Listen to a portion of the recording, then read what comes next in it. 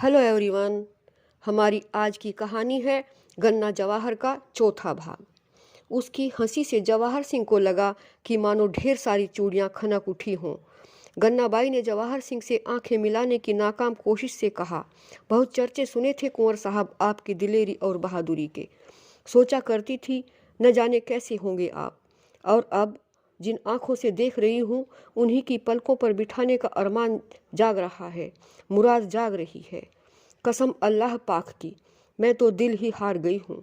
और उसने कटार की ओट करके अपनी बड़ी बड़ी आंखों को छुपा लिया। सुंदर तो तुम भी गजब की हो, तुम्हारे हृदय का सौंदर्य भी महसूस कर रहा हूँ मैं। कल के तुम्हारे ओचक निमंत्रण ने मन के अंधेरे में एक लो जला दी थी, जिसकी रोशनी में मैं फिर चला आया हूँ आज। जी तो चाहता है इस कटार के साथ तुम्हें भी ले जाऊं, लेकिन हमारी अपनी एक शालीन परंपरा है, कुछ मर्यादाएं हैं। जवाहर सिंह अपनी राजसी व्यवस्थाओं और मान सम्मान का तर्क ढंग से दे भी न पाया था कि गन्नाबाई ने कहा, कुंवर साहब, मैंने अपनी अम्मी से बहुत सी ऐसी कहानियाँ सुनी हैं कि जिनमें राजकुमार को जो भी हसीना भा गई उसने उसे किसी भी शर्त पर और किसी भी मुश्किल को पार करके अपना कर छोड़ा, हासिल करके ही रहा। आप भी एक राजकुमार हैं और मैं आप पर जान न्योछावर करने वाली हूँ। आप चाहें तो मेरी मोहब्बत की शान सलामत रहेगी। क्या इस लायक भी नहीं लगती हूँ मैं? नहीं नहीं, ऐसा नहीं है। तुम सुंदर हो, तहजीबदार हो, मेरा दिल भी तुम्हारे लिए धड़क रहा है। लेकिन हैं कुछ बातें जिनका लिहाज भी ज़रूरी है। जवाहर सिंह जो कहना चाहते थे वो कह नहीं पा रहे थे। अगर आग आपकी तरफ भी बराबर लगी हुई है तो क्यों न हम जीवन साथी बन जाएं? आपका क्या ख्याल है कुंवर साहब? गन्नाबाई ने विवाह का प्रस्ताव रखने में देर न की। जवाहर सिंह एक बारगी उसे सिर से पैर तक देखता ही रह गया। उसने घूमकर घोड़े की जीन ठीक की और बोला, इसके लिए तुम्हारी अम्मी को रिश्ता लेकर भरतपुर जाना होगा। हमारे पिताजी महाराजा सूरजमल से विनती करनी होगी। स्वीकारना आसान नहीं, कठिन प्रतीत होता है। महाराजा सूरजमल शायद नहीं चाहेंगे कि उनके बेटे का ब्याह एक मुस्लिम छोरी से हो। अगर आप फिर भी इस नाचीज को अपनी जीवन साथी बनाना चाहते हैं तो आपको कोई रोक भी नहीं सकता। माता पिता आखिर में अपने बच्चों की तमन्ना के वास्ते अपनी मर्जी को कुर्बान कर देते हैं। खुला न्योता है कि आप मुझको चुरा कर भी ले जा सकते हैं और खुलेआम लूट कर भी। मैंने अपने आप को आपके नाम कर दिया है।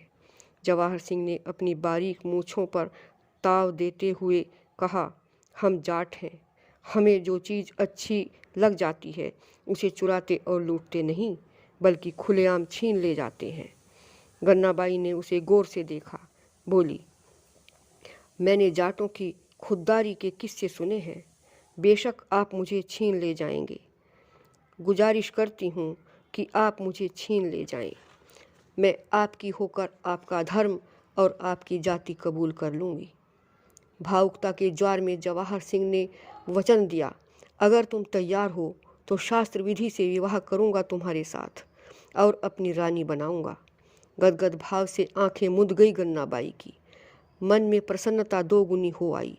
बूढ़े अय्याश, दिल्ली के वजीर से मुक्ति और जवां मर्द जवाहर सिंह की रानी बनकर ताउम्र का सम्मान सुख।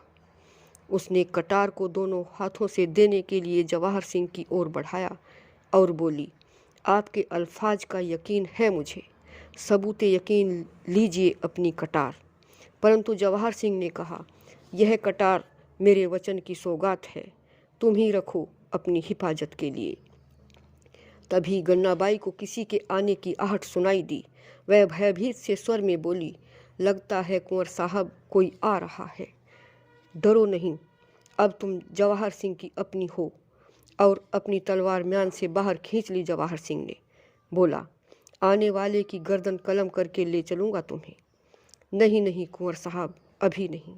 गन्नाबाई ने चोर की सी आवाज़ में धीरे से कहा, आज से ठीक चौथे रोज की सुबह जब हम यहाँ से फर्रुखाबाद के लिए रवाना होंगे, तब रास्ते में नवाब अहमद खां बंगश के सिपाहियों की सुरक्षा से छीन ले जाना। मुझे यकीन मानो, मैं आपके चरणों की दासी का तसव्वुर लेकर रुखसत हो रही हूँ।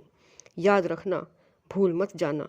अगर भूल गए तो मर ही जाऊंगी आपकी मोहब्बत के गम में। उसके शब्दों में निहित समर्पण से जवाहर सिंह का हृदय द्रवित हो उठा। उसने अपने बाएं हाथ से उसका नरम मुलायम हाथ दबाकर आश्वासन दिया, चिंता मत करो, मैंने जो कहा उसे हर कीमत पर अंजाम दूंगा।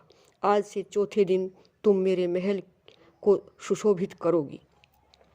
गन्नाबाई की आंखें खुशी की चमक से चमक उठीं। भावावेश में उसने जवाहर सिंह के हाथ को चूम लिया।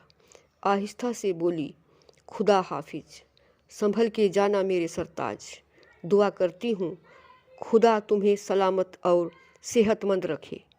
जवाहर सिंह ऐसे अपनत्व के शब्दों का तो जवाब नहीं दे पाया, परंतु आत्मीयता से मुस्कराता और हाँ के लिए गर्दन हिलाता हुआ पीछे हटा और उछलकर घोड़े पर सवार हो गया। गन्नाबाई उसे जाते हुए देखती रही। पलक झपकते ही जवाहर सिंह का तेज तर्राख घोड़ा कोठी की दीवार फांदकर धूल उड़ाता हुआ आंखों से ओझल हो गया। साथियों, इस कहानी का अगला और 5वां भाग आप अगली वीडियो में सुनेंगे। अगर आपको मेरी यह वीडियो अच्छी लगी हो तो इसे लाइक करें, शेयर करें और सब्सक्राइब अवश्य करें।